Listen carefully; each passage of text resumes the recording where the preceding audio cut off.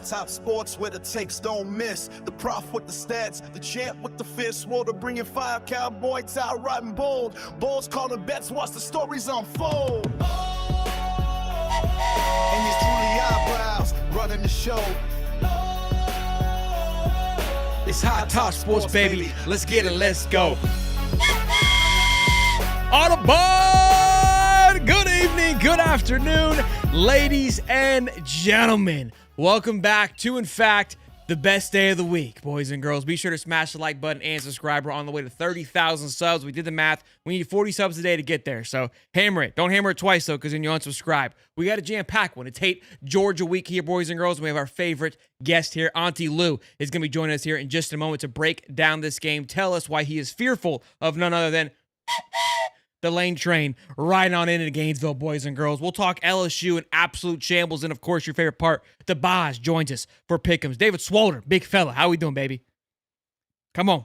Man, oh, man. It's a slow news week for LSU out there, man. I don't know what the timeline looks like over there in LSU world, but I've had Tim Brando in my tweets now. Because he already said that, Brian Kelly wasn't going to leave LSU. Then he gets fired, the next day. Then he says, we're going to get Kiffin. Then the governor comes out and says what he says. And it's every time Tim Brando just, opens his mouth, it just falls apart. So I'd rather him just keep going because the whole time he keeps going, it just gets worse for LSU. But other than that, I've been pretty good, baby. It's Wednesday. It's high top. Let's get it. Let's go. It has been great when you can see somebody like a Tim Brando ride this choo-choo train of toxicity of other, fan bases and how certain people are acting. And LSU literally is crumbling as he's trying to say how it's a better job and all of these things. It has been definitely fun to watch and get some points very quickly after someone makes a hot take. But Swolder, sit back, relax. We'll get you back on the show here in just a minute. Uncle Lou, we got to go our 10 rounds and go back and forth. And then we'll bring you on to wrap it up. But our favorite auntie, the chat loves you. I love you. Uncle Lou, good to see you, big guy. Welcome. How you doing? Yeah, man. Thanks for having me on. Always a good time. No doubt about it, man. Look, I want to get into the Lane stuff. Then we'll break down this Florida Georgia game, how you're feeling. We've got a bet going. I don't know if anybody remembers that. I thought you were going to forget. I thought your old ass was going to. I remember every word I said on that show in July. How do you do it? What? It was all 100% true. I told you were beating Texas. I told you were having a shitty year. I told you Napier would be fired from the beginning. I told you weren't going to be any good. I told you needed more than Lagway to win games. Comment section said the same dumb shit they're saying now. Uncle Lou's an idiot. Uncle Lou sucks. Everything I told you and these people in the comment section in July was true and has come to pass. And here we are. So I'm looking forward to you coming on Tuesday and living up to your end of the bargain, which is singing Glory, Glory after Georgia breaks a foot off in that ass again this Saturday. Here's my thing when I'm excited about. I told you this at the beginning of the show. It's a win-win because either I get to go on your show with hundreds of thousands of subscribers and they're going to love my singing and come subscribe to the channel. So it's a win for the channel. Or you're going to come back and sing on our show, which I feel extremely confident about because I always do on Florida Georgia week. And we'll get into the game. You were right about the Texas. Easy one. The Lagway comment, I agree with you on. The Napier, I wasn't on that board, so I'll give you a point there. But yeah, not the brightest moments for sure. But what are your thoughts on the Lane train? I've seen you some tweets. You've been quiet since. I will say this though, you've loved to troll with Florida Gators. You've been extremely loud. When the Napier news dropped, I almost felt like you were heartbroken a little bit. Like the nerves, the sweat started to beat up. Thinking of what could be. Nobody wanted Florida to fire Napier except for Florida fans. Just like you don't want Auburn to fire Hugh Freeze or whatever, But I've been saying for 2 years that Lane Kiffin to Florida is a home run if y'all can make that happen. They make you a playoff contender. He makes you a playoff contender the day he moves down there with your current roster. What you have now in one portal season. I'm not predicting Florida, it's not a straight line, but it would be a home run hire for Florida. They would be a playoff contender in my mind immediately if you get Lane Kiffin. Now, you should have done it last year because you might not get him now. When do you want him? Do you want him January 20th? Because you might not can get him until then. So what about this year's signing class? What about how you going to keep Lagway from portaling if you don't have a coach on January 1st? because they're making the playoffs. Last year they didn't. You could have got him last year. I don't know what he's going to do. I think Florida should make Lane Kiffin turn the job down 3 times before they move on to anybody else. But I don't know what I would do if the goal is to win a natty. You don't quit a team that's in the playoffs to go to Florida. So if the goal is to win a natty. So do you let's take the timing situation out of the context for just this question. You think Lane's to Florida if the timing situation isn't involved here, correct? What? You think Lane's to Florida if this timing scenario weren't to happen? It would be. I have no idea whether he wants to take the job or not. I think it would be a home run if Florida can make it happen. You think? I'm just asking you personally. Do you feel like it's more than likely it could happen if this timing issue wouldn't be a factor? Like you don't want it to happen. I think if y'all had fired Napier a year ago, he'd be your coach today. Okay. Your question. But I don't know if they'll take the job now because they weren't in the playoffs last year because you beat them. Yeah, I know. We'll do it again. It's no problem. We'll do it again. Don't worry about that. We'll handle not enough this time. They're going either way. You think so? Even with the second loss? Yeah, 10-2, they'll get in. Well, they're gonna lose to the Cox this weekend. I got Beamer ball. Oh boy. Beamer ball on watch. Beamer ball on watch. Have a winning record, man. That's crazy. Beamer ball on watch. Beamer's due. Beamer's due. Blown out. They shot their load last week, my guy. They're coming off a brutal loss. Yeah, you're right. They did. He did. You're right. Good point. Forgot they did bring their load last week and then blew their load. But your question, and I've thought heavily about this. The recruiting class is more than likely going to be in shambles with wherever you go because the people we have on this list, the Fish, the Brahms, the Brent Keys, like this is where Florida's list is headed, are all playoff bound at the moment, or at least into their championship for their conference. So we're more than likely going to miss out on the recruiting class. That ship has sailed. I'm fine with that. Like that's just the cost of doing business. It is what it is. So the next thing would be, well, how do you attack the portal? And so then I really got to thinking, I was like, if Lane is your guy, if you go to anyone else but Lane at Florida, whether it's Jed Fish, whether it's Braum, whether it's Eli, you're going to take a hit because it's not going to be the sexy splash that you want, and you're not going to really have the traction you'd think in the portal. Do you agree with that? It's not going to be like the guy comes in and just splashes it in the portal. He's going to have a year, if you will, to grow. Yes? Probably, yeah. So with that being said, we agree that the recruiting class is in shambles, and anyone outside of Lane is probably not going to have the sexiest portal class, meaning it is what it is. So if your Lane is your guy and you're okay with losing a portal in a recruiting class, which you're going to more than likely anyways, then I would just wait and say, Lane, do what you need to do. I'll see you in February if I need to. And I can tell everybody that you're going to be here and just chalk it up. Because like you said, and if you tell everybody, hey, he's going to be here, you could probably still go put a GM's class together or a front end office staff to possibly pull some people in. So that's how I would handle it. If you're Florida, like you said, tell them 3 times, like, hey, go win a natty. Go do your thing. No pressure. Take your time. We're going to chalk it up. We know what we're at. We know what we did. And you almost have to do that to get exactly what you want. To try to have your cake and eat it too, I realized that today. You're not going to get it with anybody you get. There's going to be something that you give. And I'd rather take this early loss for the longer term success. And I think Lane is the longer term success. So I fix the problem if Florida wants to pay me. But walk me through the logistics of that. So is Florida just on good faith not going to offer anybody the job until the playoffs are over and then offer Lane Kiffin with their fingers crossed that he says yes? Or, I mean, Lane Kiffin would need to come out and accept the Florida job publicly and then say, I'm staying with Ole Miss, but then I'm leaving. Yes. Okay. You would have that part. We've seen coordinators do that. We've never seen a head coach do that. We've seen coordinators do that, though. I honestly think, usually the coach leaves right away, but usually they're not in the playoffs. You know, you see these teams play all the time a bowl game where their head coach is not there anymore. You see that all the time. Billy did it before he came to Florida. Lots of people do it, but we haven't seen that in the playoffs. We have seen Saban kicked Kiffin, ironically enough, off of his staff in the middle of a playoff run. Yeah. So look, I remember. I think that was when he took the UCF job. Yeah. So or not UCF. What was it? Where was he? Where was Lane Kiffin at before Ole Miss? FAU, FIU? FAU. He had taken the FAU job, but he wanted to stay on staff at Bama. Saban told him no, kicked him off in the middle of the playoff run. So he's done it before. Yeah. But now again, it was a coordinator position. Again, I think that's what Florida has to do. You have to get your teeth in it before it happens. And and be as completely transparent with both parties. And again, we'll see. So I kind of came to fruition of like, if Lane is your guy, you have to just make sure you can lock him in and accept the fact that the portal could be a little bumpy and that there could be. But I do believe even if it is bumpy and you get Lane, you're still going to be a scary threat next year because the schedule doesn't look as intimidating as it has been for Florida in quite some time. So, all right. Well, good stuff. Good conversation there. LSU, Florida, what's a better job? Quick little question. I don't know. I don't know. I don't really know why people get so hung up on this. I mean, for Ed Orgeron, what would the answer be?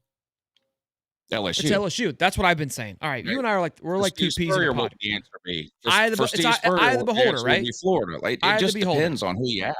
Eye of the beholder. It's eye of the beholder. Right. They're both. Whatever 1A, you want to group, top 10, 15 jobs, whatever they are. Florida and LSU are in there. Both in there. Yeah. All right. Thank you. That's what I said. People just want to get mad about stuff. And they both have completely fucked up political situations. I don't know what's going on. I didn't think anybody could be worse than Florida with the political mess y'all got going on. DeSantis doesn't like the president, so they won't vote him to be the real president, so he can't fire Strickland. The fans hate Strickland. They don't want Strickland to hire the new coach unless it's Lane Kiffin. Then you can hire him. And it's just a mess. And then the LSU said, well, that ain't nothing. We're firing our coach, and the governor says, I'm firing our coach, and I'm not even asking the school or the athletic director. I'm just going to fire him on my own, and he's not going to have anything to do with whoever we hire. I don't understand. Boy, I didn't realize governors could do that. Well, in Louisiana, they're making it up as they go. I don't know. They got voodoo laws down there. So I don't know how that works down there. But, yeah, so it's a mess there, too. They make their own rules. A couple of Gator versus James anybody. Franklin of Virginia Tech, though, huh? Is that official yet, or just you're hearing the same Not stuff? Official, okay, but it's official. Unofficial. Okay. Sounds like, yeah. $2 for Good Gator hire versus for anybody. Uncle Lou looks like if Napier and Cody had a kid. I think that's a good compliment. Those are two good-looking gentlemen. Cody the professor and Napier. What do you think? You like that? I don't know. Who's the other guy? Napier. Cody's my guy on my show. You may have not seen him. Damn, Cody just got bodied. He loves you though. He loves you. Big fan of your show. Loves your seasons is over. Big fan of Uncle Lou. I think if he could, he'd swap hoodies with you right now. That's how much he loves a Lou. Like after a nice sweaty podcast, he'd want to swap. Yeah. Okay. Swap hoodies. All right. Yeah, James. James the VTech. Yeah, I think it's a great hire. A knockout hire for them. It'll. I don't know if it'll put them on the map, but it'll definitely give FSU and Clemson and Miami some more trouble. So I appreciate that for sure. And it takes them off of the Florida list, which I think Florida fans are very thankful for. A bad move if Florida goes for Flanken, right? He'd be the best coach you've had since Urban Meyer. That's not what I asked. I don't think it's a bad move for anybody I'm not an anti-James Franklin guy. I think Penn State made a Nebraska mistake.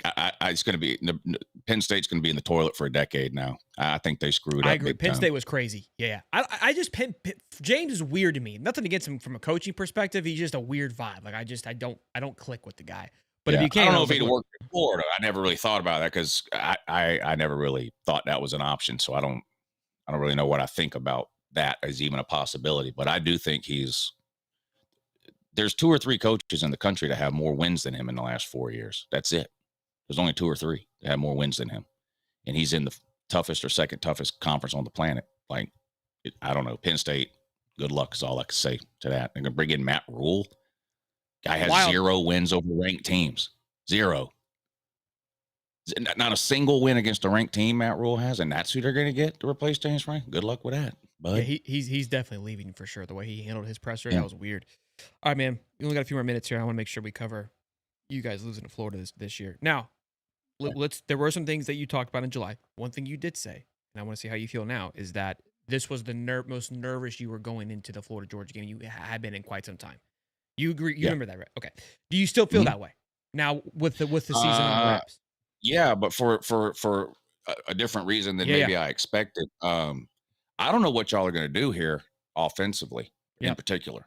And Kirby doesn't know either. How could he? And I can't help but, in the back of my mind, I'm seeing the replay of that UCLA Penn State game.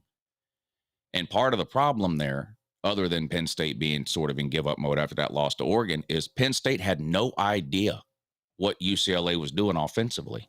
it was completely different than everything they had done up to that point. You know, they hired an offensive coordinator on Wednesday of that week and then played a game on Saturday. Nico comes out, has the game of his career, plays they never ran before, formations they never ran, a totally new offense.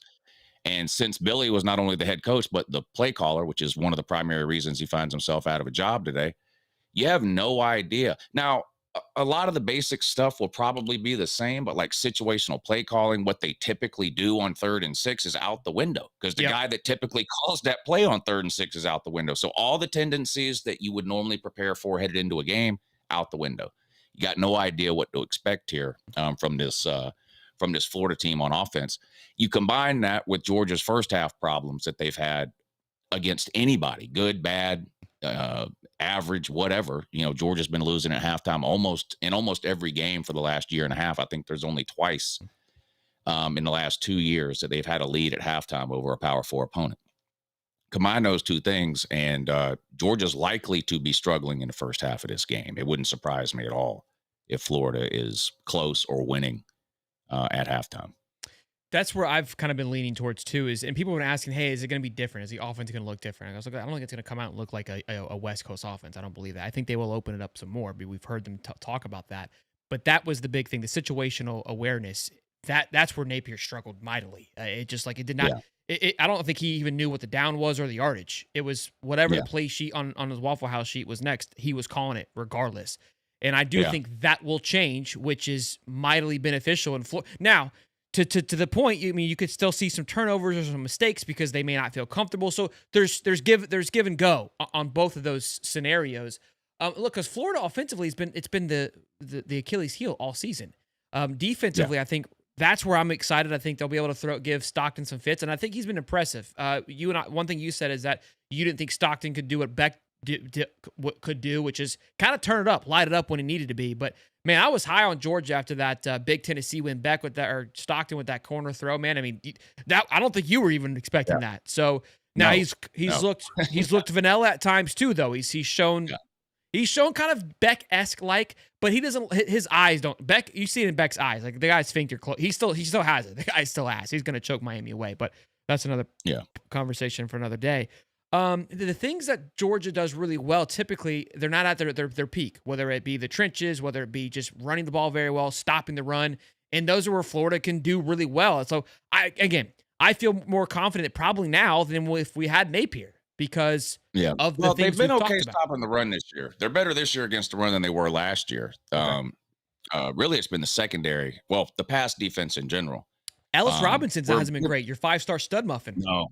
Very disappointing. Yeah. 5-star, number 1 rated corner in his class. And he's not a freshman. So like he's had a year there, you know.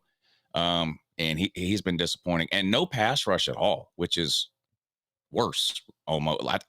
If we're not dead last in the FBS in sacks, we're bottom 10. I think we've got 6 or 7 sacks all year. We've got less sacks than games played. We don't have a single defensive lineman with a sack, not one. They all have come on blitzes from inside linebackers. We don't have a single defensive lineman. Yeah, it's like a typical Georgia lineman. Yeah. No. And so the problem is, and you know this, I mean, you don't have to be a football genius to understand this as a basic philosophy.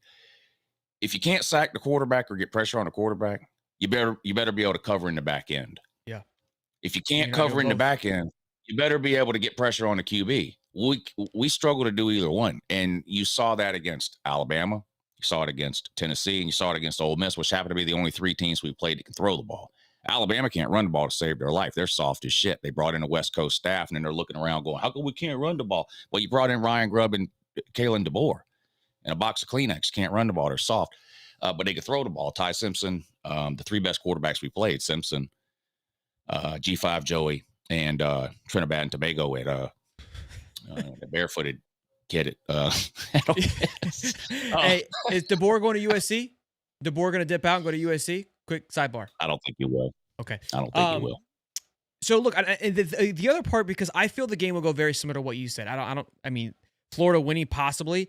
Kirby's one of the best in the game, if not the best at just in-game management. And that's what Ron Roberts, I don't know if you watched Florida a lot, but defensively, that man has been an absolute genie back there with the injuries we've had and the ability to adjust. The A&M game was a true clinic of adjusting because they were beating us everywhere. They could have just manhandled us all game long, and he had to get creative, and he did. That's what I'm excited for. I think Stockton and the boys are going to have some issue offensively, which I would say you guys did last year for a little bit, and then we couldn't respond. And that's going to be the big factor. Now, Kirby's going to adjust. It's one or the other. Either Billy Gonzalez, the ignorance as bliss situation happens where kind of just beginner's luck and you're not overthinking and you just go, plays a factor, and he's able to overcome these things, or he's just going to get schooled by the master. And that's where I get concerned because you're going to have to go up against Kirby Smart with in-game adjustments. But look, I think maybe they play this approach where all heads get together, and I think that's where Kirby usually would, get in the way of him, or excuse me, Napier would get in the way of himself and try to just be the guy and make all the decisions himself. Yeah. I expect Georgia to win the game. But the reality is, outside of this game and the Florida State game, Florida's got nothing to play for this year. Florida's entire season is winning either this game or the Florida State game. In Tennessee. There's just what else? And maybe Ole Miss. And maybe Ole Miss. I'm not saying you can't beat those other teams. I'm saying when you look back on this, you're gonna wake up for something. something. What did we accomplish this year? Yeah. Did we beat Georgia? That's our rival. Did we beat Florida State? You don't have anything else to play for. If you make a bowl game, no one's going to watch it. Half your team won't play in it. You fired your coach. Wounded animal type of deal. It worries me. And then the coaching thing, because not only is your coach gone, he's the play caller, so you don't know what you're going to get there if you're Georgia from them. Offensively. So it does worry me, but Georgia's a better team. They just are. I'm not trash talking. I know I'm a Georgia guy and this is a Florida champ. Georgia's just a better team. They're a better team. They're a better program. They got better coaches. They got better players. That's why y'all are where you are and Georgia is where they are. It's not an accident. So Georgia should win the game. Would it surprise me if they're losing at halftime? No, they're losing at halftime every single week. So they might be losing at halftime, but they should get it together in the second half. I'm not betting the game 7.5, whatever it is. I was going to ask if you were doing that. I'm not going to bet it, but I'll be happy with Does it upset you that our 1.1. coach has less losses than your head coach?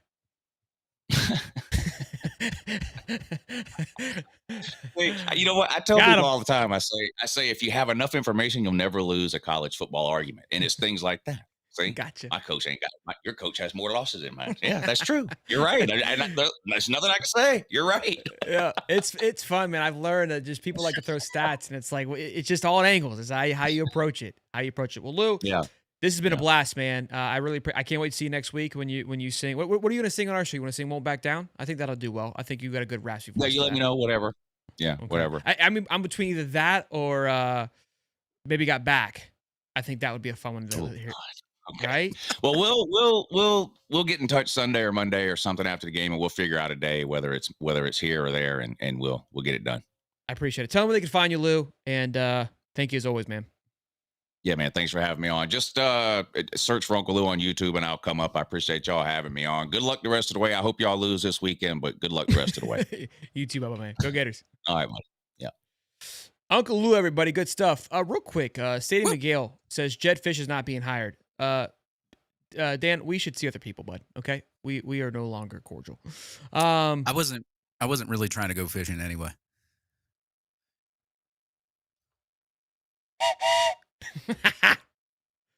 On the trying board, to ride the train, baby. I ain't trying to get off the train and go fishing. I'm trying to ride the train. Easy. Pause. All right, we got some super chats. $5. Gators by $1 million. Even though you're a Ugga fan, Lou. I wish I would have read this. We love you. College football is all about the trash talk, and these channels do it best. I love it. That was fun stuff. I love Lou. To hell with Georgia. Tyler Bohannon, my man. Bohannon, baby. Dave owns Brando. Got him shook. Yeah, Brando's in a blender right now. Davey's been hot with the mic. We come in 2:30 Central Time. So I'm talking with Anthony. Yeah, it's 3:30. Man, that's weird to say 2:30. Uncle Lou used to be an Auburn fan. I wish I would have seen that one. I would have read that one. $10 from a man, J&J. Shane Matthews said he will tell us after their state game before the playoffs if he is coming. He is 100% on lane to Lanesville. All aboard, choo-choo. I saw that clip that he believes that it's a shoe-in. $2. Well on his way on FSU. Ultimate troll to UF. You think so? I saw some connection to LSU for old Mullen. Damn, Uncle Lou doesn't even know who the prof is. Yeah, I know. Don't tell prof. How are we thinking the drink is an option? Clown. I don't know who you're referring to, Brad. Drinkwitz. Who's calling in? Oh, Mike's way early, but I'll let him sit in the green room. Penn State fans want Hartline and think it's a home run since he's from their daddy, Ohio State. Yeah, that's a stretch personally, I think, with Brian Hartline. $10, listen to the morning show, and I will say this: the fish has been your worst take to date. You normally have very good takes. Disappointed in you, my friend. Stop skipping my super chats. Not today. I haven't skipped any of them, Anthony. And my take's not bad on Jed Fish. I disagree. I disagree with every bone in my body. Like, that's fine. I mean, what part do you disagree with? That he's great? We're not getting Franklin. We're definitely not getting Fish. I already knew about that. Is it official? Uh-huh. Is Franklin official? I'm pretty sure it's going to be. So we're not getting Franklin. I'm going to go ahead and put that out there. We are not getting Freeman. That only leaves like one guy to get. I mean, really. Trent Diffler. If you look at it. I've been saying it all along. Oh, I think somebody said Luke Fickle. I mean, you know. Luke could be available. Dave seems ultra confident. And I asked him not to tell me anything because I want to be in the dark with everybody else. Personally, that's how I like. I just need Tim Brando to keep opening his mouth because every time he opens his mouth, something bad happens to LSU. So he can just keep going. True that. $2. Have him sing Rocky Top. Everyone hates that song. I'm not gonna give Tennessee propaganda from Lou. We're gonna sing our song. Hey guys, it's Kiffin's rep. Lane is coming, but don't say anything. $20. Hey, insider information. Wasn't calling you a clown, Chuck. I knew you weren't, Brett. I knew you were referring to drink as the clown. I didn't take it as a shot to me. I was more so like, nobody mentioned it, so that's why I was confused. Let's go down the record real quick. So Tim Brando said Brian Kelly wasn't getting fired from LSU. The next day he gets fired. Then he says Lane's coming to LSU. Then the governor comes out and says they're not going to spend a whole bunch of money on the next coach. So, I mean, okay. But Lane did say it's not all about money. So, okay. You know. That was what I was worried about. What was your thoughts on the Florida Georgia takes from both old Lou and I? Get your take on it, and then we'll keep it rolling here. Well, you got the injury report, right? I sent it to you. You got it up here. So go over it. I have not mentioned it. Okay, so I'll go over it real quick. Dan. I posted it. Hey Dan, right now, come join the show. We need a chit chat after we do pick'ems. I want you to come on if you're free. I know you're not doing anything. Put your loafers on and come on the show. Go ahead, Dave. So Trail Webb's out. We all knew that. Vernell Brown's out because he had a pretty bad upper body injury during Mississippi State game. So I'm going to the tent. LJ McCray, we all knew about that. Aiden Mazelle's out with a lower body injury. Aaron Gates, Jacoby Jackson, Dejon Johnson still out, of course. Caleb Banks out for the season. And then questionable Duke Clark and Javion Toombs. I looked at this injury report and I was just like, yeah, it does suck having like Aiden Mazzell and VB3 out. But if you've looked at Georgia this year, they're really pretty good offensively, but defensively, they have been hot garbage. Like Lou said, can't get any pressure. They've been giving up a lot in the backfield. I would rather have offensive guys out than defensive guys out this game because, I mean, you've got pretty much all your DBs back except for Dejon Johnson, right? And Aaron Gates. So you'll have those guys back there. And I think that it works out better for Florida to have some of their defense back this game rather than some of their offense missing this game, just based on the fact of how Georgia's been playing this year. So I think it kind of works out a little bit for Florida in this game. And we know it's Jacksonville. We know that the players get up for this game. And look, you got an interim coach, right? Like Lou said, you got nothing to lose. It's an interim coach. He talked about spreading out the ball and the receivers are all excited. You heard that this week. You still got to go out there and prove it. But I think, with a game plan and an offensive game plan that they can't really prepare for, and maybe just Billy Napier's regular old offense, what if we do throw some wrinkles in there and screw them up with the way that their defense has been struggling? I mean, maybe you pull something off there. Of course, you'll probably have Trey Wilson now out there since there's some injuries. You'll see you still got Sturdivant, Dallas Wilson, some of those other guys. You got Tank Hawkins. Abrams. The four.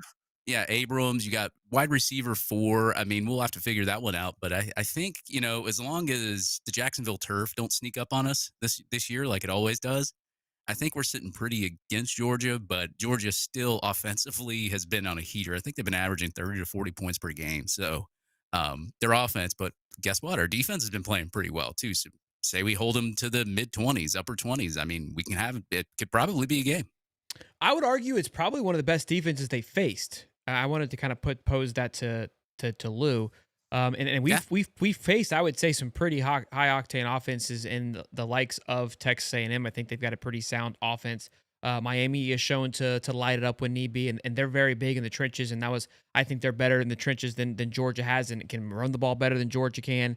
LSU, they're ass. So I'm not going to get too caught up with that game. And look, Texas, I mean, they have the opportunity. I mean, Arch Manning, outside of a couple throws, they have the ability to turn it up. So both teams I would say, are pretty well tested. Georgia's very well tested from the offensive side of things with the likes of Tennessee, Ole Miss, and Bama. And like he said, who can sling it, who can send it through the air. And again, I don't want to get into a slinging contest with Georgia, though. I kind of want to make it a little muddy with the ability to pop it off from time to time. And I think that's where, look, I feel very good going into this game until I don't. And I think it's because the same, like how Georgia's feeling of like, we don't got a clue what's going to happen. That's the exact reason why I'm excited, because you don't know it's the first time in probably a decade that I'm like, it's close. That I feel more confident because we've seen this thing when it's clicking, it can click, man. Even this year. And so that's kind of what I'm looking for. And then look, on Billy's worst day gives you 21, right, Jeremy? So Billy's not here today. I think what do you think can Ryan O'Hara give you on his worst day should be the question. Right, because he's calling plays. I think not having offensive and defensive linemen injured this game either. I think they're pretty healthy. Obviously, we knew about Caleb Banks at the beginning of the season when he broke his foot, but not having any major injuries, D-line and O-line, is going to help there too. So I think, if your D-line can get pressure and help your defense out this game, I think that Florida can hang in there for quite a while.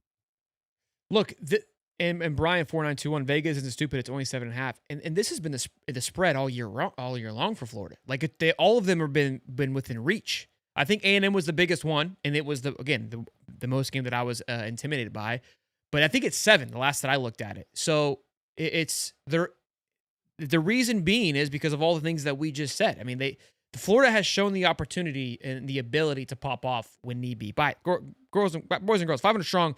Let's smash the like button. If you guys are new to the channel, we're really trying to hit 30,000 subs, so it would be greatly appreciated if you guys could do all those good things and show your love and appreciation for that. Before we get into our favorite part of the show with the Boz, this episode is brought to you by Prize Picks. You and I make decisions every day, but on Prize Picks, being right can get you paid. Don't miss any of the excitement this football season on Prize Picks, where it is good to be right. Now, I've been telling you guys about this. Prize Pick is the only app that offers stacks, meaning you can pick the same player up to 3 times in the same lineup. And I told you I was going to dial one up, and I did. Want to pick, like I did, Derrick Henry for more rushing yards, more touchdowns, and more fantasy points? Now you can pick all of them in the same lineup and only on Prize Picks. And I was fired up, boys. I might have got a little carried away with the rushing yards, okay? But Miami sucks ass. And the fantasy points, like, again, look at the math here, right? If you get a touchdown at 90 yards, we're there.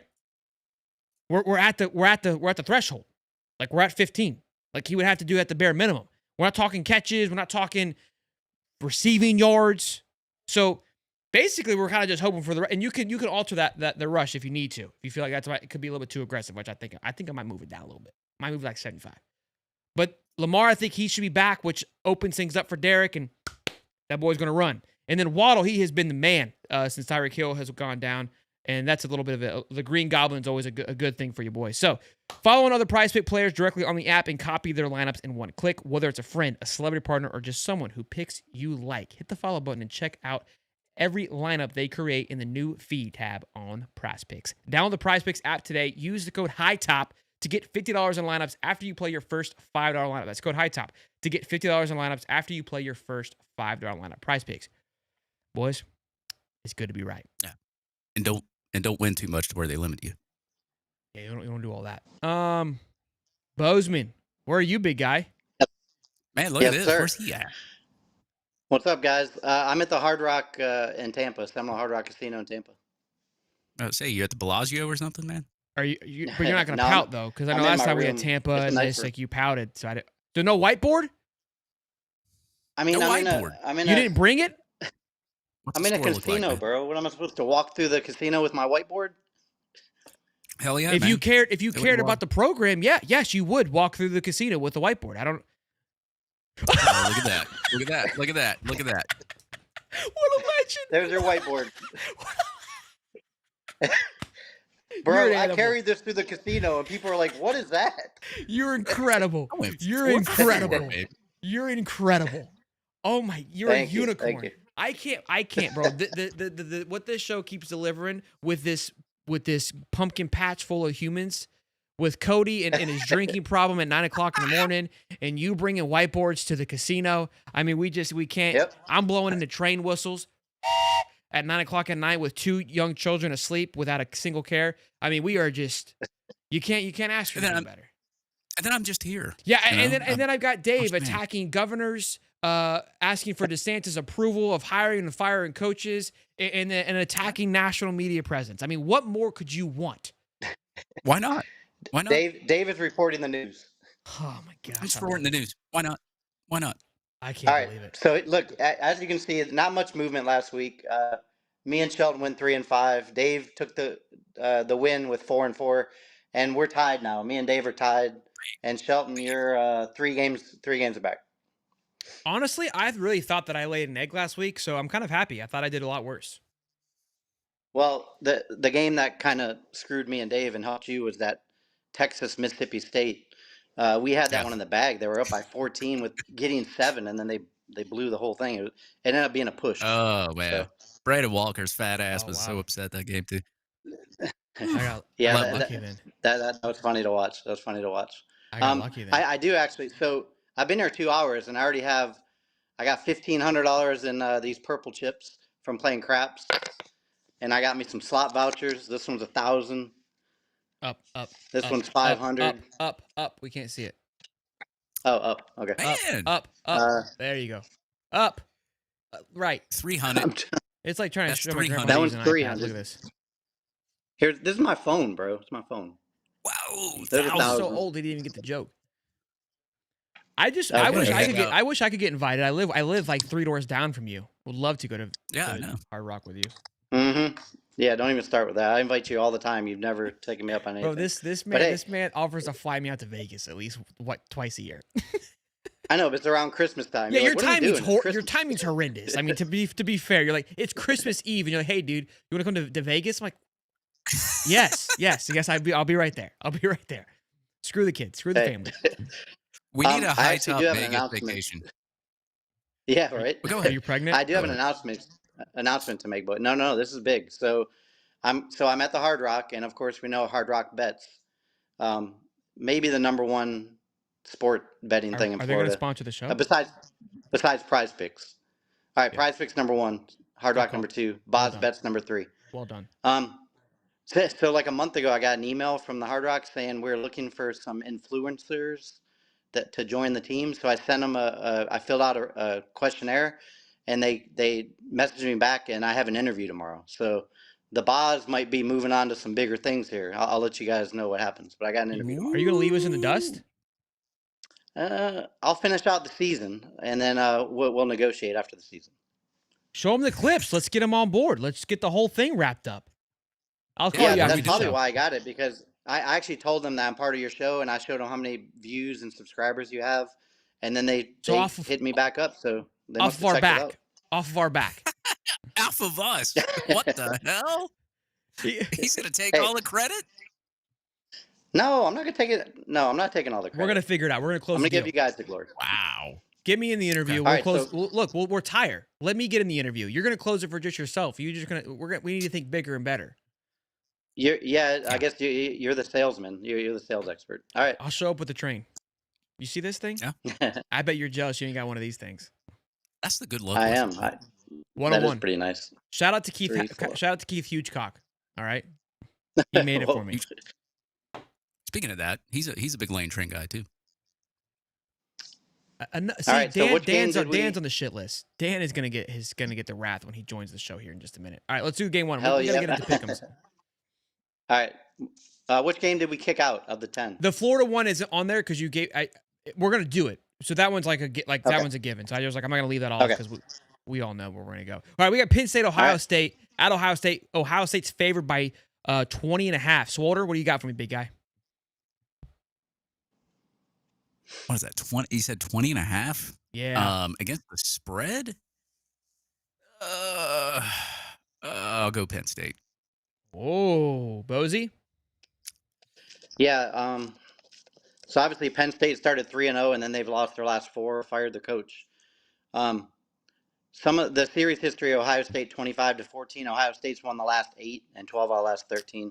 They did win last year only by a touchdown. But the stats that impressed me were Julian Sand, 80% completion percentage. It probably leads the country. I didn't look at that, but it's 80%. He's got 1,872 yards with 19 touchdowns and 3 picks. These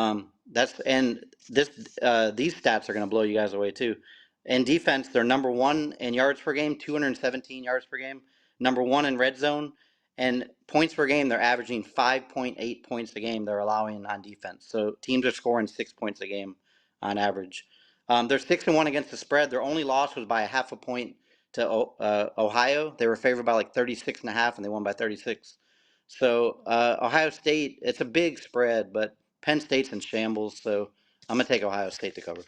I agree. I feel like how we were talking with Lou earlier about the wounded dog thing. Penn State is just a dead animal on the side of the road. They're not wounded or have any life to give at all. And I thought they would bounce back at least like 3 weeks ago, and there's been very little life. And you can't even get excited for this game. And Ohio State, I think, is trying to prove a point. You got Julian Sand on Heisman watch, and he's going to need a big game here, and I think he'll give it that to you. So I like I'm sorry, I meant to take Ohio State, not Penn State. You took Ohio State, right, boss? Yes. Okay. We got UCF Baylor, great pick. Dave Ariano, though, his ass is on the hot seat here. Baylor is favored by -3. I'll let the Bozeman go first on this one. Is it 3 even or 3.5? Just 3? 3.5. Sorry. 3.5. Okay. These guys have only played each other twice. UCF won in 2014 and Baylor won in 2023 by 1 point. The thing that got me about this game, because we don't cover Baylor much, Sawyer Robertson. What do you know about him? He's a dog. Number 1 in he's number 1 in the country in passing yards. He slings the rock. 2,513. And he's number 2 in the country in touchdowns, 23. So I wasn't aware of how good that quarterback was. 23 tutties, 7 picks. UCF, the stat that jumped out to me, they have a running back, Jaden Nixon. He's ran the ball 32 times for 405 yards. He averages 12.7 yards a carry. Like, holy shit! Why don't you feed him? Give him the ball some more. He's got 6 touchdowns on 32 touches with a 13-yard average. UCF 4-3 against the spread. Baylor only 1-7 against the spread, which makes me not want to pick them. But after seeing Sawyer Robertson stats, they're at home. I'm going to go with Baylor. So this is how I know Boz doesn't watch ball, because Baylor can sling it. I don't watch Baylor ball. Baylor can sling it, and I've watched a lot of Baylor ball actually, just because they've played some teams that I've thought have been fun games to watch. Big 12 is a great conference to watch, guys. If you guys are ever bored, and that Auburn game they should have won. You know why they didn't win that Auburn game, boys? I'll tell you why they didn't win. Because Jackson Arnold ran all over Baylor. And thank you for the little tidbit there on UCF on their ability to run the ball. I think it's why the spread's closer. Because I was like, why is it? Because UCF hasn't looked great this year. And I'm like, why is it 3.5? And I think it's because UCF's ability to run it. And I think that they're going to gas out this Baylor defense who has struggled mightily. This is why Dave's on the hot seat, mind you, is they can't stop anybody. Not this Dave, other Dave. I'm going to take the Knights here on -3.5. I was not going to until you just said that. And it's because I watched a lot of Baylor football, and their inability to stop the run, or just defense in general, is why I think is going to be the straw that breaks the camel back. And we could have another coach opening here. And Scott Frost, right? He's your coach. I think he's due a big one here. He's due a big one. All right. I'm going with you. I'm going UCF too. Come on, baby. Seats warm. It is. The 2017 national champions. Yeah, baby. Yeah, I'm going the worst team in the state of Florida. Texas Tech boys, they ever since the AD came and shut down the tortilla throws, it's been a rough go for those boys over there in the Texas tri-state area. That doesn't even make sense, but it sounded good. Took an ass whooping to Arizona State, then Arizona State took an ass whooping to Houston. So I don't know. The Big 12 is what it always is. You have no clue what to expect. Kansas State was throttled the first few weeks with their Johnson & Johnson on family crime. But all of a sudden, if you don't look now, but here comes Avery Johnson and the boys. They have been throttling people. It's like they have a switch has flipped, and that's why you're looking at the spread. It's like Texas Tech's one loss, dominating everybody, walking through anybody's house, whatever they want to do. Kansas State, who lost like the first 3 games in a row, almost lost to North Texas. What are we talking about? +7. Give me the tortillas, boys. Texas Tech finds the rhythm, gets back into action, and they throttle K-State here. I'm going to go K-State, +7. +7 scares me a little bit, not going to lie. Yeah. I like the points. I like Texas Tech by 10. All right, I'm going to give you guys some stats here, too, on this. There's some pretty impressive stats for Texas Tech. K-State leads the series history 15-9, and they've won the last 8 in a row and 12 out of the last 13. So they've dominated the series recently. Avery Johnson, like we talked about, we thought we kind of gave up on him, but his stats for the year, 15 touchdowns, 2 picks, plus another 255 yards rushing and 5 touchdowns. So 20 touchdowns, 2 picks for Avery. And the quarterback, Will Hammond, for Texas Tech, he's out for the season. He tore his ACL this week. I don't know if they did like a rotation with the Morton and Hammond. It looks like they both have similar numbers. Well, so Morton got hurt in the Utah game, and Will Hammond came in and looked like the dude. And it was like, okay, our senior guy is good, but Will Hammond was a dog. The dude off Big Lebowski. But Morton's very viable, very, very viable to get the job done. So I don't think they're struggling by any means. Yeah, well, he was injured, and they said he is going to be able to play this week. So I don't know if he's 100%, but Hammond's out. So, but some of the stats that I liked with them, they're number 4 in offense yards per game in the country, number 4 in defensive points per game, number 4 in yards per game, number 1 in rushing defense. They only give up 68 yards per game on the ground, and then they're number 8 in sacks. Kansas State started out, they're 4-4 against the spread. They started 0-4. And now they're 4-0 against the spread. They lost to Baylor by 1 point at Baylor. They beat TCU by 2 touchdowns, and then they just crushed Kansas by 25. So because of the trend of how Kansas State is doing, I'm going to take them +7. Good. Kansas is ass and overrated. And where I think Texas Tech is going to thrive, very similar to how they dominated Utah. Avery's way better than Dampier. Dampier should not be a college quarterback. They finally took his ass out. He didn't start the Colorado game, and they won by 50 points. So finally, Kyle Whittingham watched the show and was like, "Oh, maybe I should take this trash quarterback out of the game." You're welcome, Kyle. Should have watched 3 weeks ago when I told you to do it, but that's besides the point. But they shut down his ability to move the ball with his feet, and Avery does that very, very well. So mobile quarterbacks don't scare Texas Tech either. And Avery's much better though mobility wise throwing the football because Dampier doesn't know how to throw a football. I think it'll be a fun game. Again, 7 scares me. I think it's going to be. I like it by 10. Dave, you're up first. Cincinnati, Utah. Utah -9.5. Again, Utah found some blood last weekend against Colorado. I think it might be a little overinflated because Utah couldn't find their head from their ass last weekend. But Utah, I've been saying is a really good football team. With Dampier out of the question, this scares me. Yeah, I think Coach Prime's a little washed now, a little bit. I think that luster wore off. I'm gonna go Cincinnati with the points. I'm picking them. I think Utah wins, but I think Cincinnati 9.5's a lot. 9.5's a lot. Cincinnati's been good. Their quarterback also can sling it. I can't think of his name at the moment. Bozy will tell us here in just a minute. Give me some stats to support my argument. His name is Brendan Sorsby. I knew it was similar to the Baylor's name. Yeah, he's 1,829 yards, 19 touchdowns, 1 pick. That's pretty impressive. What did I say? And I know. I know you. I already have stats. Good. It's just up here. Okay, all right. Just ball knower. All right, Bright. This is their first ever meeting against Utah. Since he has 3 running backs over 425 rushing yards, and they have 17 rushing touchdowns. And then they have 4 wide receivers over 350 yards with 21 receiving touchdowns. So they're very balanced. Their only loss, their 7-1, was to Nebraska, the opening Game game 1. by 3 points. Hell of a Yeah, game, and they too. covered the. Yep, it was. They covered the spread. I had Nebraska. I lost, but they're 6-2 against the spread. Utah, but the thing with Utah, their only 2 losses are against Texas Tech, who's 7-1, and BYU, who's who's 8-0. undefeated. Mm-hmm. Yep. So they're 6-2 against the spread. So what? Just a great matchup. 6-2 against 6-2 against the spread. 7-1 record, 6-2. I did not know Dampier was not playing. I don't know who their backup is, but it's irrelevant to my pick because I'm picking Cincinnati anyways. So I don't know who their backup is, but I'm taking Cincy plus the points, and they could win the game. He's a true freshman. And again, I don't think we got much of him last week. They didn't need to. They ran the hell out. Like I was watching the game, we were trying to bet the game, and Utah came in favored 14, and I was like, man. I told him, I go, defensively, Utah's really good, but Dampier sucks. And I go, my concern is that Colorado sucks at stopping the ball on the ground. So it's like if they can stop out the run and force Dampier to throw it, they'll be fine. They tried out a freshman quarterback. I go, well, now things are thrown off. I go, let's wait and see what happens. They run the ball. The second run, they go bust off for an 80-yard run. And then the next down, they bust off for a 60-yard run for a touchdown. So they ran the ball very effectively. The quarterback, my point is the quarterback wasn't battle tested, so we really don't know what to expect. -9.5 is wild. The fact that Cincinnati is ranked higher than Utah, it's at Utah though, which we know how that place is. It's buck wild.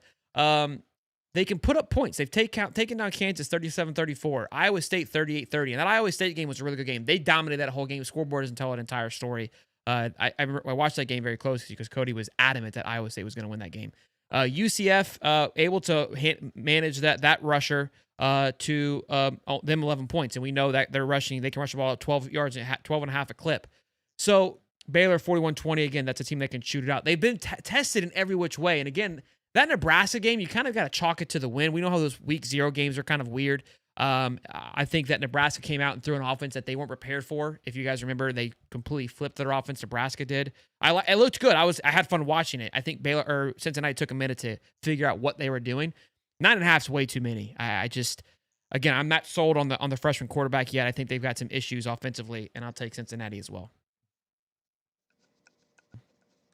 I'm bummed I was gonna get one there. You're first there, big guy. Vandy and Teja. Bozeman. Teja. All right. Vandy and Teja. So this series Texas history, -2, favored by -2. Texas -2.5. Yeah. This series history is going to blow you guys away. Vandy leads the series history 8-4 to 1. Texas won last year by 3 points, but that was their first matchup since 1928, 96 years ago. So that's why the series history is the way it is. They haven't played in almost 100 years. Texas did win last year. Of course, Texas, did we get any word on Arch Manning? Is he playing this weekend? Do we know? I haven't heard.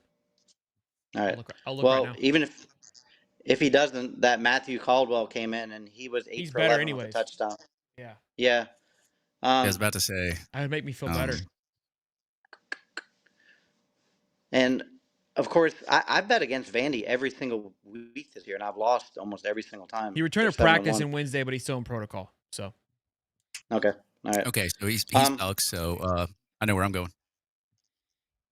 Diego Pavia just keeps proving me wrong. But the reason I'm going to pick, so obviously he's ran the ball 450 yards. Cedric Alexander 400 yards. But Texas has the number 3 rush defense in the country. They only allow 81 yards per game, and they're number 4 in sacks. So I think Diego's going to feel some pressure. They're not going to be able to run the ball, and he's not the greatest passer. I mean, he's good. But I'm going to go with Texas at home. Vandy's going to be overwhelmed, I think, with the atmosphere in Texas. So let's go with Texas, -2.5. Yeah, I mean, this game, and Lou said it, it feels like the Oklahoma-Texas game, where it's like you feel like Vandy should go in and do things. And even given the win that Texas had last week, where they almost lost to Mississippi State. But look, winning is the most important thing, so who cares how you do it? Long game. Could you have a little bit of a hangover from that game? I don't know. It's been a week. Again, if Arch doesn't play, I actually feel very confident in the -2.5. I got to go Texas here. I'm going against every fiber in my body right now, but it's one of the, I feel like I've been burned. It's a weird season of college football. it's like the Vegas kind of odds of like, what the hell? Like this should be a pick 'em, if anything. Like to give a team like it's like Vandy just doesn't get the love that it deserves. But in the same breath, Vandy hasn't really knocked my socks off. Like we keep saying Diego, but they went 10 for 20 last week with two interceptions. Like it wasn't anything spectacular. It was just like he managed the game. I'm not hating on Diego by any stretch, but it wasn't like he was a superhero either.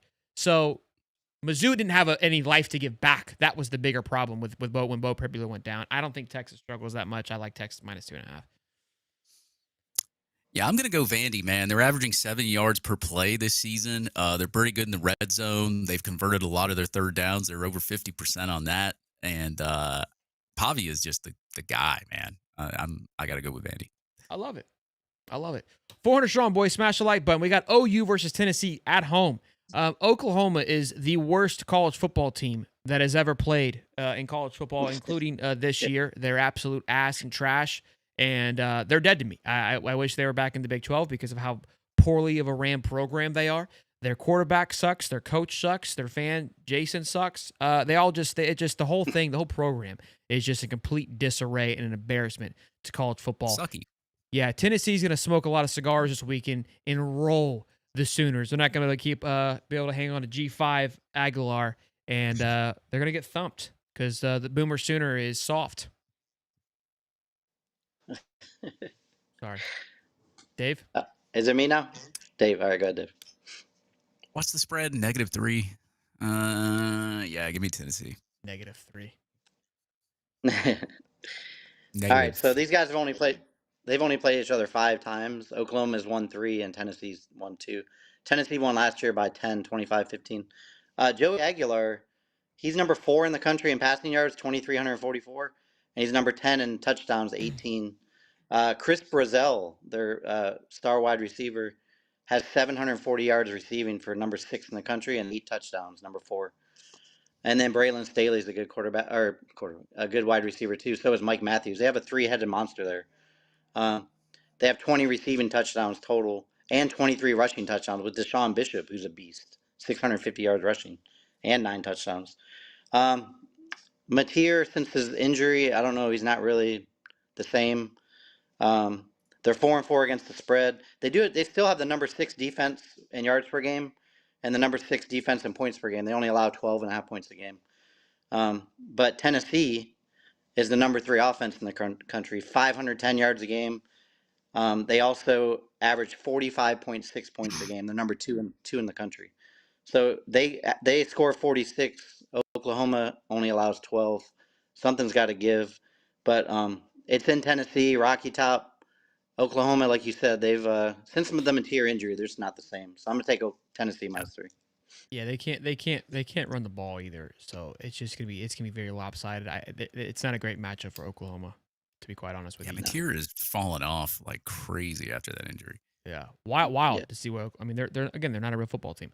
Wake Forest versus the Noles. Trap game here, boys. Keep your eyes and ears peeled on this one. Noles -9.5. Dave? Ooh. You're going to give Wake Forest almost 10 points, and the Noles have been sucking you-know-what lately? Castellanos, is he I'm sure he's good, right, to play? I think he had a little concussion. Yeah, he got locked. Forgot about that. With or without him, give me Wake Forest. Gets the spread. Bozy? Yeah, so this series history is Florida State 31-9 to 1. FSU had won 14 straight from 1992 to 2005. And their last meeting, Florida State won 41-16 in 2023 when they went 13-1. They obviously started 3-0. They beat Alabama, and then they've lost 4 straight since.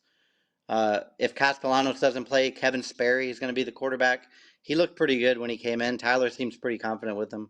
He had almost 200 yards and 2 touchdowns and almost brought him back there for the win.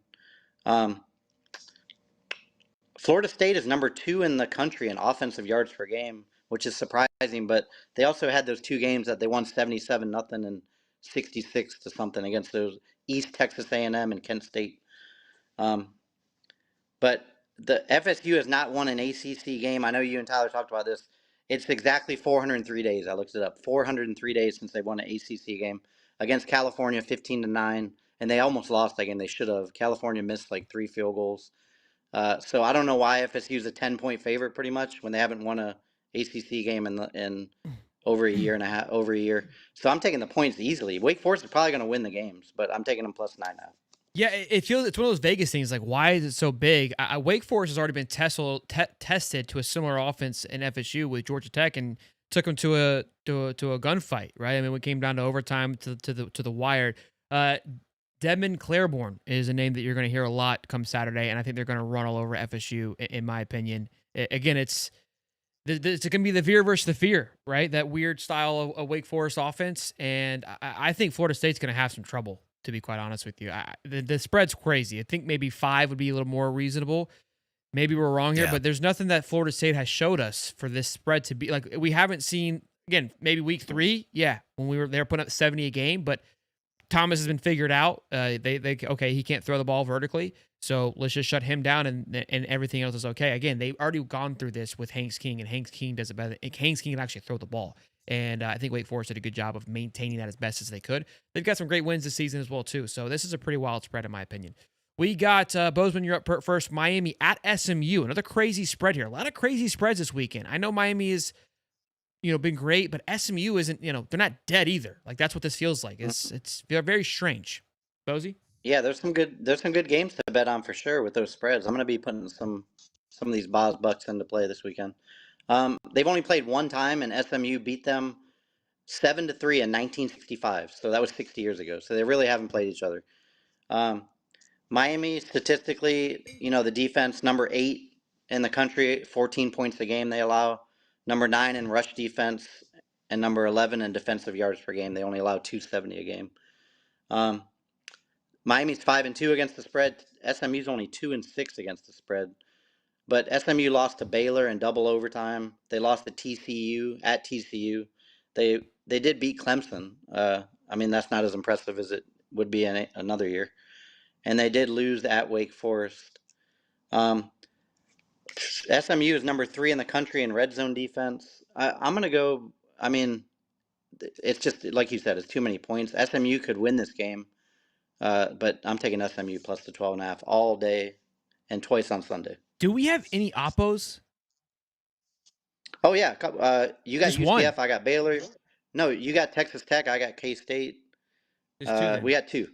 UCF and Texas Tech. Because I'm taking SMU here too. I can't not do it. I feel like SMU has the ability to sling it, and this game will come down to a guns. Like, again, their losses are to Baylor, who week 2 Baylor was on a burner. That was a great game to watch. I think I picked Baylor to win that game because of Sawyer Robertson. Like, it was just mano a mano, who can sling it more, right? Like, that's what that game came down to. And SMU kind of threw that game away, for being quite honest. TCU, very similar, just a mano a mano, who can sling it. And then they go up against Wake Forest, who just throws something completely different at you, and they bought into that game, and they just couldn't handle it, right? Miami they'll play this game. It's also a noon kickoff at Miami, so there'll be 3 fans there, and this is going to be where Miami throws their season away once again. This is the game. So give me the Stanks. We should add a variable, and we can put it up for vote, where we pick like a wild, like a 10+ upset, where we say, hey, I'm taking this team to win it, and then you get an extra point if you get it right. Big dog of the week. Yeah, we can absolutely do that. Yeah, I think they do that. Yeah. Maybe not 10. Maybe that's like 8, right? We can figure out which. We can say, hey, these are big dog candidates, and we can decide. You don't have to take it, right? But if you feel like, all right, these are the candidates. If you want to, take your chance, go ahead. Yeah, we can do that. What you got, Dave? I'm gonna pick SMU too. Miami played Stanford last week, blew them out. Excuse me, it is an SMU. Sorry, it's at SMU, not Miami. I don't know what I was thinking. Well, yeah. Oh, yeah. It is. I'm going to take them with the points. Better. I mean, I think that's a lot of points to give SMU against Miami, and Beck sucks. So I'm going to go ahead and pick SMU. We got the Boz Cox playing. What is it? 6 p.m. kickoff. They're begging for fans to come to the stadium. Ole Miss is. Cox are getting 12.5. Yep, it's 6. Give me 6 the Cox. p.m. Mississippi time, 7 o'clock our time. Give you me want the Cox? All right. I'll give you the Cox. Pause. All right. Man. Let's see. Oh, Dave? All right, go ahead, Dave. Oh, yeah. I was just going to say they're giving South Carolina that many points. Ole Miss's defense sucks. They're terrible. Offensively, they're playing pretty good. I liked what South Carolina did against Alabama. People are saying, oh, well, they don't have the juice anymore. They lost confidence. Nah, I mean, you can't lose confidence against that defense anyway because you're still going to score on them because their defense sucks. Give me South Carolina with the points. There's a sexy All right. There's a sexy parlay here cooking. I like SMU. Like, I mean, you could easily do SMU Wake Forest with the points, and then throw in like a Cincy, and you could even do it even a sexier one and just do all three to win, and that thing would be Sexy. wild, Sexy. wild times. I like what you're cooking up. Yeah, I like what you're cooking up there. So Ole Miss leads the series 10-8. They've won the last two. They won 27-3. Hold on, who did Dave pick? Year. Sorry, I was cooking up my parlay. I didn't even hear. Dave picked. You and Dave both took the Cox. Okay, go ahead. Sorry. Cocking it. That's all good. There's not much to say about this game. Actually, yeah, this is what I'm gonna say about this game. So the Cox are 3-5. There's rumors there's hot seat talk with Beamer. So I looked at their season. They the 3 wins they have are against Virginia Tech, who fired their coach, South Carolina State, and Kentucky. They're due, boss. They're due. Oh, okay. So they're going to the Grove. Is that what they call it? The Grove. Beamer ball, boss. Beamer ball don't matter. Lane Kiffin is on top of the world. He's got everyone's kissing his feet. Everyone wants him. He's going to put it to the Cox. It's exactly reason why you take the Boss Cox. I hope the Boss Cox gives you the cock this weekend and you get this point wrong. Give me Ole Piss. Ole Piss. Last game, you guys can't see it. We couldn't fit it on the board. Cockle-doodle-doo. Let's rock and roll. Florida, obviously Georgia. Florida is +7. You know where I'm going. Go ahead, Boz. Or go ahead, Dave. Dave's going to give us Boz will give us a 46-minute history lesson on it. Go ahead, Dave. Already picked. I'm just kidding. Florida, Georgia. Georgia. Oh, Florida, Georgia. No. Oh, God. I didn't even see it on the screen. You forgot the game was this weekend? Like what? I didn't see it on the screen. Got him. Got him looking. It doesn't fit on the screen. We're out of room. Let me see. Boss Cox took up the last spot. I just don't. I guess the spread, I'm not sure. Like he's struggling. I'm picking Florida. I don't trust their defense. I don't trust Georgia's defense at all. I'm picking Florida. I think they're gonna throw them off a little bit with the offensive game plan too. So that game might be close. I'm gonna pick Florida spread. Hey, real quick, this guy was in here earlier today saying he's an Ole Miss fan, saying that we love, like we're just all over Ole Miss stuff. This is his second time here today. I just want to make sure we're aware of that. Just you're welcome. You're welcome. Don't tell him we see him now. All right, Bob, what you got for me? Yeah, all right. So the series history. I mean, come on, this is one of the most storied rivalries in football. Georgia leads 56-44-2. So over 100 matchups. Say that. Well, hey, I'm just making sure everyone knows what we're looking at. But during the Spurrier and Zook era, Florida was 13-1. 13-1 from 1990 to 2003. Georgia has now won 7 of the last 8, including the last 4 in a row. And they won by 27, 22, 23, and 14. The spreads the last 2 years were 21 or 22. Very surprising the spread is only 7. But obviously this Georgia team isn't. Good point. Yeah, the last 2 years I'd got it, and it was like I lost by a point, and then last year I won, but the year before it was 22.5, and I barely won. Yeah. But Georgia's secondary is their weakness. What unfortunately DJ is going to not be able to throw to Vernell Brown or Aiden Mizell. We still got Dallas and Tank and TJ, I guess. But oh man, I was really struggling with this one too, guys. But I mean, I'm going to put on the orange and blue glasses, and I'm going to go with Florida. And I think if anything, you know what? Actually, I forgot the key stat for the game that's going to make Florida. Billy Napier is not calling the plays. Yeah. So because of that, give me the Gators. Sniper, are you just picking or betting cold hard cash? The boss throws cash at a lot of these picks. I throw cash at some of these picks. The problem is come Saturday, my feelings change and I don't remember what I did, so I'm more of like an emotional bettor. But like I just told you, I will put money on probably like the SMU, the Wake Forest game. I won't touch the Ohio State. I won't touch the Baylor game. Actually, I like that game too. Actually, I like that. Weirdly, like that game for UCF. The Vandy Texas game is a sexy one that I probably will touch depending on how my morning goes. But yeah, I bet it's just. I feel confident with what I did, but I wouldn't necessarily put money on all of them just because they're weird bets. Like it is that's just kind of the name of the game. I mean, if you want to go in on a parlay with Cincy plus 9.5, Wake plus 9.5, SMU plus 12.5, I'll go in if you want. Yeah, we can go in on it. Yeah, I'll ride with you. Yeah.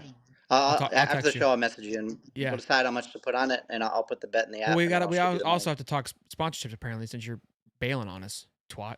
Well, Bose, we love you as always. Have some fun, win some money. All right, be good, be safe.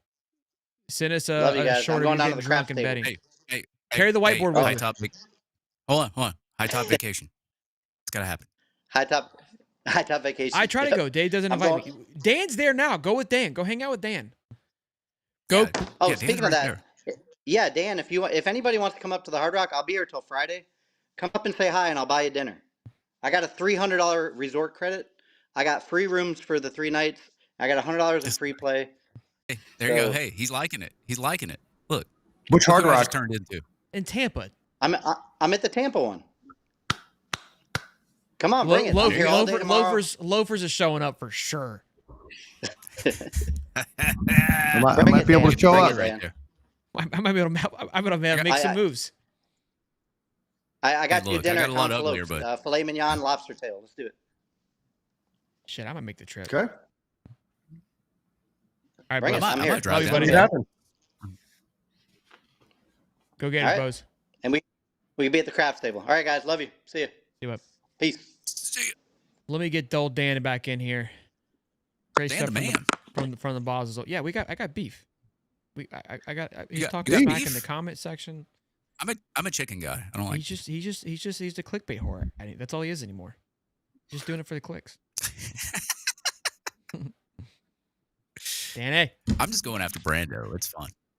So. What's the beef? Well, you told me Jed Fish wasn't going to be our head coach, which is just gross this early on to tell me that. Yeah. I said that he's not going to be. We ain't going fish. Yeah. What's wrong with Jed Fish? There's a number of things wrong. His record is under 500, probably not the right fit, bounces from jobs every 2 to 3 years. Oh, no. Really not a huge connection to Florida. Went to school here, was a GA for a little bit, and then hasn't been back, probably waiting for an opportunity to get back into the NFL. It's probably a variety of things, but I just think that there's some people that are ahead of him. Wasn't prepared for that question, though. You started it. You were prepared. That was you being sarcastic. Okay. So the prof I responded to somebody in the chat that said Jed Fish is going to be the coach, and I said he's not going to be. Okay. So I'm going to get you gave Prof ammo because Prof and I argued this morning, and he was hammering home the job hopping thing being a concern. Was he hammering beers down too? Well, yeah, it's Prof. I mean, it's 9:30 in the morning. What else would he be doing? And I pushed back because for me, the way that I looked at his job hopping were assistant jobs, which is common for coaches in their early era.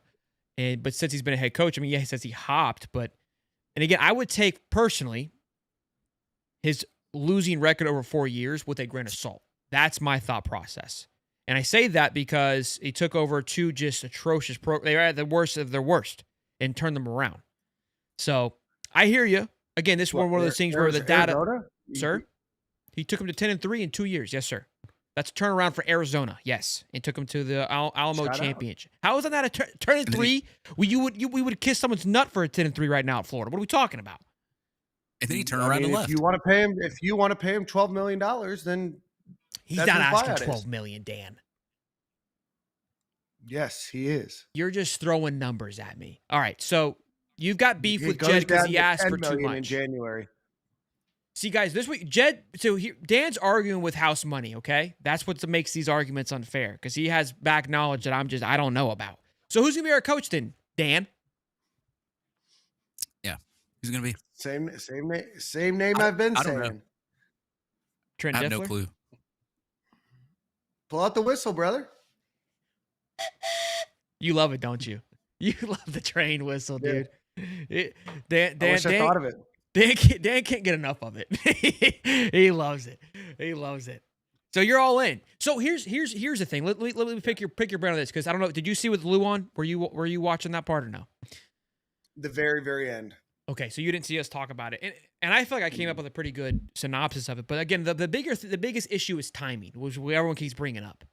But I kind of came to a thought process of like, okay, because I like Jed, right? I know people like Brom, people like Trink, but people have other people who they like. Outside of probably Franklin and Lane, everybody else that comes in, there's going to be a step back, because they're not going to be the sexy, splashy hire that brings in a ton of guys from the portal, may not have the greatest support. So they're not going to come in, even no matter what time, and save a recruiting class. None of those names will, and none of them will do anything great in the portal that would really sustain anything going into the next year. So my point is that next year is going to be rough with any of those guys. Could we agree on that? Potentially. So with that being said, it's like, if your guy is Lane Kiffin, and you can't have your cake and eat it too, which is getting him in early December to make sure you can maximize the portal, which is best case scenario, then so what? We chalk up the portal. If you're able to announce it even while he's going on his run, then maybe you can maintain some of that class. But I'd rather have a mediocre season next year with Lane Kiffin than one of those other guys. And that was where I think the final call should be. Is that what we're feeling? Is that what you're hearing on the inside behind the walls there in Tampa? Listen, the boss is giving you a steak dinner, so let's be nice here. Yeah. There's not a lot of new information that's going to come out now for another 3 to 4 weeks, likely. So I wouldn't get your hopes up. I wouldn't get too caught up with a lot of the clickbait articles. There's going to be a lot of people, a lot of names getting thrown around. It's still the same crop of names it was this point last week. All right. So if you go into January, right, early signing day is end of December, probably around the 20th, No. somewhere around then. It's not. Early signing day is like the 5th. They moved it last year. We go live for it. So you've lost that day regardless, no matter who you get. That's what I've chalked up. Sorry to interrupt. Continue. Yeah, so you've lost the early signing day. All of those guys can still not sign. You still have the regular signing day, right, in February? Nobody signs that day, but yes. But theoretically, right, you have that. Correct. Florida still is going to have some administration in their on staff until a new coach is brought on. I'm sure that there's a number of folks that at that point in time, it'll start to become a lot clearer of what Florida is going to do by that point. And so you might have to chalk up some recruiting losses. You're going to chalk up some transfer portal losses. But at the end of the day, you have to make a decision for 10 years from now and not 1 year from now. And that's ultimately what hurt Florida is they made a decision and saying, hey, Billy Napier ended the year well. He recruited well. Hey, you gave him a longer leash, and now you've maybe set the program back a year or two instead of taking your lump then.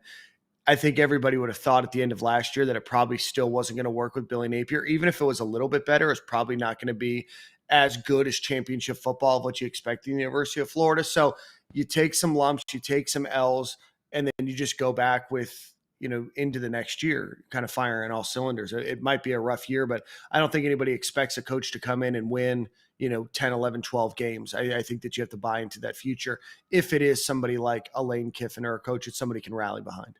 And you got to think, I still think a Lane Kiffin coach team next year could do. Think about the talent we've had on this team, and it's been an absolute abysmal season. So, let the boy get up in there and see what he can do. And thankfully, I think a lot of these guys committed to the logo.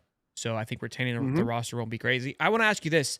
There's obviously with the GM movement right in the front office, very NFL-esque like. I felt like that. I said this could play a factor too, where you're still recruiting. You could still be signing cats to NIL. Understandably, they're not going to be as inclined to sign with a school that's unknown for their head coach. But like you've been saying, that at some point you're going to know the writing on the wall. Now, what Lou did bring up, and I don't know if you know the answer to this or not, Gary, but can you sign Lane December 20th? Is that tampering if he's still a coach? Do you know the rule on that? You can sign him. It's a matter. Go ahead. Yeah. Billy kind of did it when he still played his bowl game and all that. So, I mean. That's true. He was announced in November and he still coached. Yeah. Mm-hmm. I mean, now would a school, I think that if Ole Miss is in the playoff, Lane Kiffin decides to join the Florida staff, I would imagine that they would give him the opportunity to coach that team out. Yeah, that's what I've said. Yeah, like if I'm Scott, I'm like, yeah, go do your thing, dude. Like, I don't care. Like, I don't care when you get here, as long as you get here, dude. And that was my thought process. And people are like, oh, well, Ole Miss players would quit. I don't think they would. I think that they're like, hey, let's go win, and then we'll come to UF with you, coach. No big deal. Ain't no sweat off our back. Yeah. The fan base may be upset, but. Yeah, and if you think Florida's going to be in hot water, if a coach like a Lane Kiffin, Eli Drinkwitz, somebody, a Brent Key, leaves another school, now you're into January before you're hiring another coach? Later than that, right? So Florida's going to probably find themselves in hot water. But wherever these other coaches leave, and I expect a lot of coaches to leave this offseason, those schools are going to be in a rough spot. I wouldn't be surprised if that transfer rule maybe doesn't change because of situations like this. You can't really have an open transfer portal when you still have, 2, 4, 8 teams still playing football. I'm going to ask you one more question, and I just fixed the problem. If Lane... What? Mason said that he's trolling us. He's our Ole Miss guy. He loves our show. He's a big Gator and down at heart. But make sure you give a super chat. Yeah, for sure. With that mustache, you can afford it. Here's how you fix it. If Lane loves Ole Miss like he says he does, and I don't think he wants to leave Ole Miss high and dry, you're not going to wait until the end of January to say you're leaving Ole Miss and leave Ole Miss and without a help to hire a coach. Wouldn't you think, Dan? So Lane would be doing them a favor so they can go and get John Summerall, which he already teed up a couple months ago. If he says, hey, I'm leaving, guys, you need to go find your coach, and I don't want to leave you high and dry. So now he has an easy transition. John Summerall. Yeah, I'm doing the spiel if I'm Lane, That's all that. I think that Florida will know who their head coach is by Christmas. I think it will be announced by Christmas. So we're gonna have the Santa outfit once again. You think I'm cracking that bad boy out with the little? Yeah. You think we go viral once again? I'm gonna go today. Yes. December 20th. I'm going December 20th. If not Lane, December 19th. You bastard! This is like the Price is Right. This is wild. This is wild. So I hate both of you. Where are you going? Where are you going, Shelton? Are you betting $1? I want Christmas Day. I want the kit and caboodle. Wait, the 19th is the first day of playoffs. 19th, I got 20th. If not Lane, though, Dan, where are their eyes looking? Since apparently we're not fishing anymore. Buzzkill. This may or may not be based off of knowledge, Shelton. I know. I can read eyes, boys. I'm picking up what you're spitting on me. All right, don't need to. Oh, okay. All right. I'm not that dumb. Bet $1, man. Florida has vetted, I think it's 8 coaches, one of which they're no longer vetting. I'm going to defer that question. That's soft. I don't want to get your chat in an uproar. Can you at least text me? Yeah, text me. All right, I won't say anything. I know that Dan feels confidently because he's been walking around naked with just loafers on for the last week, from what he's been hearing. So he has. Unfortunately, I saw some of it. But. Yeah, he sent photos. I like just the hat. Loafers. But thank you. I like the hat. I do like the hat. Got it from Dome Hats. Gainesville's own. You need a high top Gainesville's hat, own. You didn't send me one. Did you get your Lane Train shirt? Not yet. Did I send you the Lane Train? Wow. Wow, I don't even think so. I already got mine. Maybe I didn't send it to him yet. This is my big fear is that if it's not Lane Kiffin, no matter who it is, the fan base is going to be in an uproar. That's why you're kind of forcing a hand And I don't think that Florida is going to do anything other than their absolutely best to Lane Kiffin. Now, he could decide to stay, and that might be out of your control, but I think that Florida's going to do whatever they can to get Lane Kiffin. So if not Lane, then it's Lane. It is Lane 1, 2, and 3. After that, it is a settle on who's next. And no chance in hell it's Jed. No. I mean, there is a chance in hell, but I would say it's a snowball's chance. That's all I need to know. Well, If Dan, this is like today. I appreciate you doing the good Lord's work and hopping on the show here. And as always, on the win. Appreciate you guys having me. Plug the show though, how they can find you so they can keep up with the boys. Yeah, Stadium and Gale. We appreciate you guys. I know that we have a lot of similar listeners. We appreciate everybody for supporting the program, supporting you guys, supporting the Gators. You know, at the end of the day, this is out of a lot of love, and we do it for the fans. So we appreciate you guys and appreciate y'all's friendship. I'll text you here in a second, but go Gators and beat the hell out of Georgia. Better job LSU or Florida than go. Yes. Florida. All right, later, Dan. Right now, today, just any ever. Absolutely. A couple days ago, I said 1A, 1B, probably interchangeable, but today, absolutely Florida. Chomp. That was a mess. I love it. Now imagine throwing Jimmy Sexton under the bus. Yeah, that's not going to work out well. That's not going to work out well. We'll see you, boys. Go Gators, Bubba. Well, Davey, another one in the books, big fella. Yeah. Eventful day, man. Eventful day for LSU fans, that's for sure. I mean, I did tell them John Summerall was coming to LSU. They didn't believe me. So, I mean, there you go. Honesty is key. Couple super chats here. $5 as a Tech fan. Please beat UGA. The hell with Georgie. We will, and you guys will, boys. Let's get it. We really need to rally around the Cox this week. No Diddy. $2. Keep UGA below 30 points, and I think we got a chance. On my boy's worst day. He puts up 90. I wasn't I already read that. All right, boys. Dave. Hey, tomorrow, live, 9:35, call-in show, okay? Give me and Prof a call. Hopefully Prof didn't see this show and hear Dan support his takes. Y'all be good. Be safe. I love y'all. Peace and love. Where the takes don't miss. The Prof with the stats. The champ with the fist. Water bringing fire. Cowboy tie riding bold. Bulls calling bets. Watch the stories unfold. And you